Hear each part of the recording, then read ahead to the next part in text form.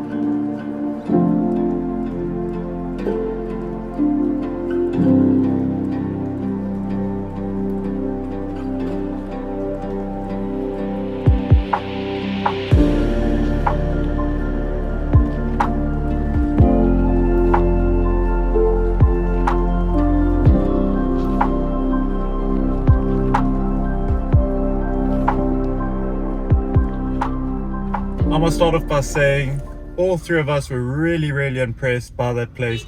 I ended up having jollof rice with chicken thigh bone or chicken thigh. Absolutely delicious. The chicken was cooked so crispy with the jollof rice. They had some sauce with it, what I presume was jalapeno, because it was extremely hot but really tasty. My brother had, it looked like fillet steak with mashed potato, also he said was delicious. And then my mom had an Alaskan salmon salad or somewhere along those lines, and also it was really nice.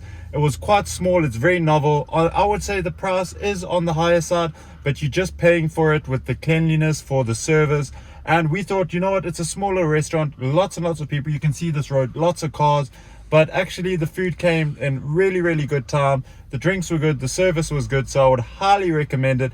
Every time we drove past it, we just thought, amongst with lots of other people that live here, that it's actually like a nursery where they sell plants. Turns out it's not a nursery where they sell plants. It's actually a little hidden gem of a restaurant. So in the beginning of the video, in the link below. I'll leave you the description to go and check it out. It is called the Olive Garden. Thank you all so much for the support. Smash that subscribe button. It's been great together, get better together, and improve little by little every single day while spreading Ghana and while spreading Africa to the world.